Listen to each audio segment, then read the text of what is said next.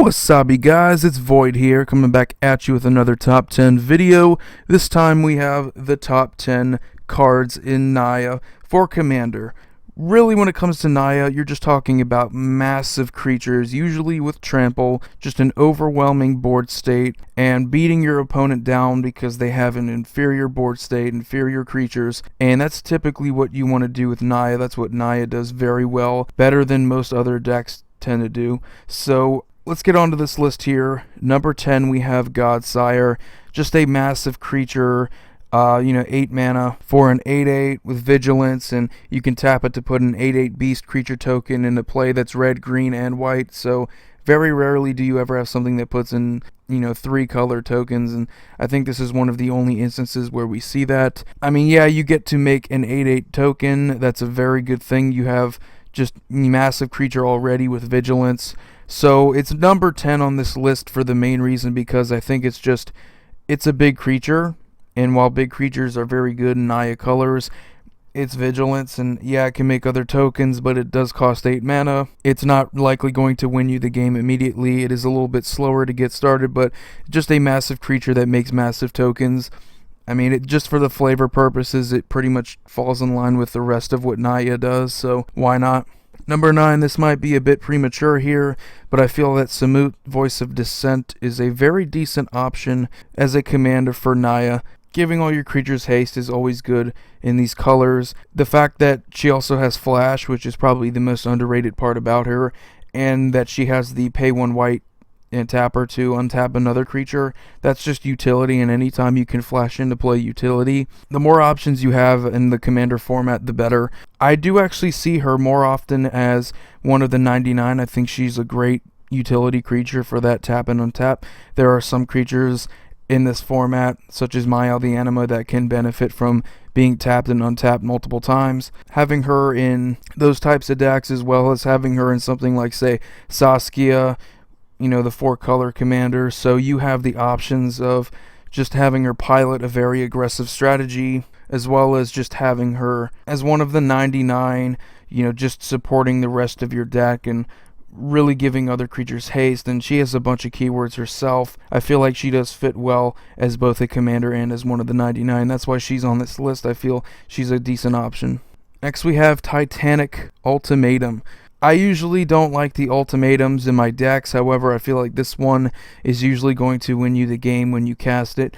It is very specific to Naya color, so obviously you're going to be putting this in a Naya creature-based deck, giving your creatures +5/+5, first strike, lifelink, and trample. That's just very good, and it's most likely going to win you the game. I don't think that it's better than, say, Craterhoof Behemoth.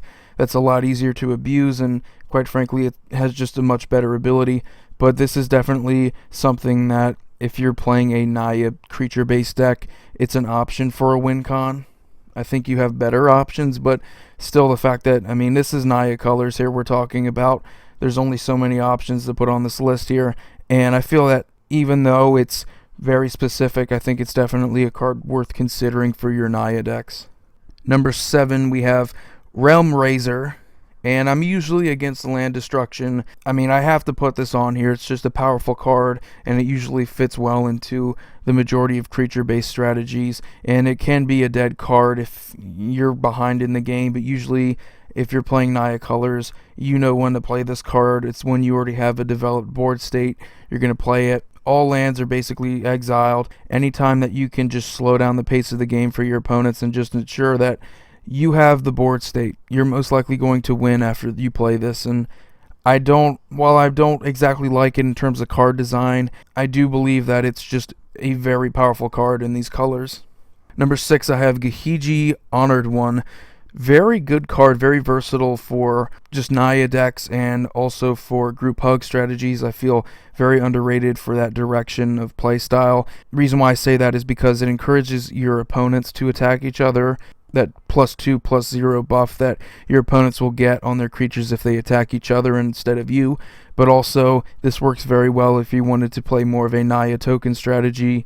Definitely a great card, doubles as a decent commander, and probably even better as one of the 99. Very underrated commander option, though I feel not enough people play him. Just a very good political card, very interesting, can change up the dynamic of the table and change how people view each other. So any cards that really do that are typically going to rank up high on my list. Next we have Knotvine Mystic. Now, believe it or not, sometimes the most basic and the simplest of cards tend to be the best cards, and I believe that is true of Knotvine Mystic. It's basically 3 colors, Naya colors right there, and you can pay 1 generic, 1 of any mana to tap them, and you get 3 mana of Naya colors. You can call it filtering, just putting that 1 of any mana into it and getting 3 Naya. That's pretty much what you're going to need in these colors. So, I mean, why the hell not? It's good ramp. You're going to be playing ramp. You're playing massive creatures. It's just pointless to not play it. Number 4, I have Marath, Will of the Wild, and definitely from Commander 2013, you're talking about some of the best ones, and having that enter the battlefield with the number of +1/+1 counters equal to the mana you've spent to cast it.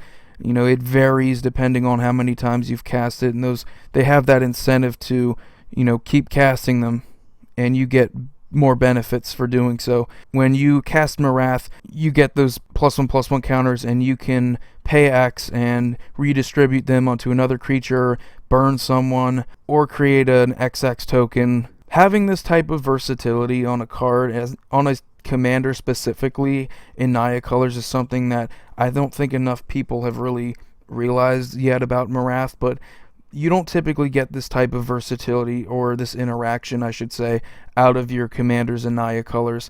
You typically see more of the beatdown strategies, more of the cheat into play strategies in these colors. You don't get that interaction with a lot of Naya-based decks, and I think that's definitely why I think Marath is a very underrated option, but definitely deserving of the number 4 spot, because I feel that if built properly, Marath can be a very powerful commander. Number 3, I have Elle the Anima. Probably my favorite option for Naya, especially if we're talking about what Naya tends to do better than any other deck, and that's just cheat into play massive creatures, just beat down your opponents with an overwhelming board presence, and that's what Naya tends to do better than most other decks.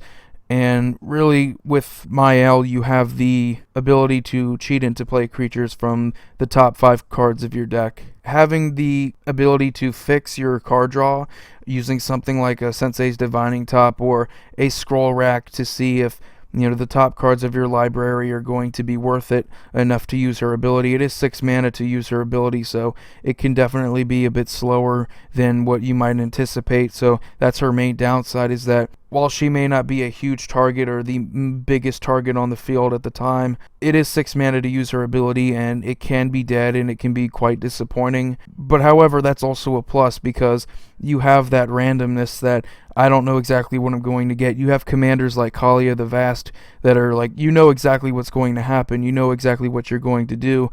Whereas with Elle, it's sort of a roll the dice, see if I can get something really big off the top of my deck and out into play. I don't usually like cheat into play effects. However, I feel with Elle it's quite fair, because you have the 6 mana cost of activating her ability, which, can people find a way to abuse it? Probably, yeah, and they have. But I definitely think that it's a lot more fair than, say, a lot of the cheat into play effects in blue, and there's so many different combos in this format, and I'm not going to nitpick over something like Elle's. So she's still a very powerful option, and that's why I have her at number 3. Number 2, I have Worrell the Miststalker. Definitely, if I had to say the most powerful commander in these colors, it would be without a doubt Worrell. Elle is just a fun option, and you have the ability to cheat in massive creatures. Well, Worrell has the ability to get massive himself. Just play a ton of auras, and he gets buffs for each aura attached to him, so he's going to be gigantic. Likely, if you give him something like protection from creatures, he's going to be swinging in for lethal every single time you attack an opponent. Also, getting extra combat steps is likely going to win you the game. The biggest reason why he's number 2 on this list is because he is a pain in the ass to deal with. He is easily one of the better options for Voltron commanders, because he has hexproof built in, and I know it doesn't say it on the card, but this was before hexproof officially became a keyword. Your opponents can't remove him, you can't target to remove him, so you have to depend on board wipes, you have to depend on sacrificing removal, you know, anything like that to deal with him, which they might play some board wipes, but usually they're going to be dependent on their targeted removal. And when they have to depend on that, they fail to deal with a commander such as Worrell, who's just terribly powerful. In these 3 colors, you have so many options for enchantments for the auras that you're going to be using. You have white, which is just the majority of them. You have green, which gives them buffs. You have rancors. You have red, which can give double strike and menace and all these amazing combat related auras, and they're just so good. And that's why he's on this list, because he's very difficult to deal with, and he's a very, very popular Voltron commander.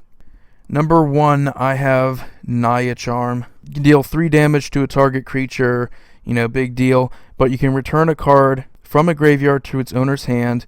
You could tap all creatures a target player controls. Now those 2 right there are just perfect for these colors. I mean, you're going to have some recursion from green and maybe white in these colors, but the ability to return any card from a graveyard to its owner's hand, you could use this politically, bring back something from your opponent's graveyard to their hand, and tapping all creatures a target player controls. I just mentioned multiple times, this is a very creature-focused color combination here that we have, and you just have massive creatures, so being able to swing uncontested, that's most likely going to win you the game. It's 3 mana, it's instant speed. I know not every single deck is going to play it, but a lot of decks should consider it. It's 3 mana, and it's instant speed. It fits into just about any combat-based deck in Naya colors, and definitely Saskia decks should be considering it as well. You're going to swing in uncontested and likely win the game. What about that doesn't sound good? And returning cards from graveyards to its owner's hand. Using that on yourself, you can reuse so many different spells. I shouldn't have to go into depth about that, but it's just a great effect. Having options is always a good thing, and at instant speed, it's even better. So the fact that this fits into a lot of Naya-based decks, it's called Naya Charm for crying out loud, and it just the utility in general is most likely going to win out over a lot of other things, and that's why I chose it for number 1. So anyway, guys, let me know what you think about this list. If you enjoyed it, like it and share this video. If you have not already, please subscribe. I just hit 300 subscribers. Whoop whoop! Anyway, guys, Void here signing off. Have a wonderful day.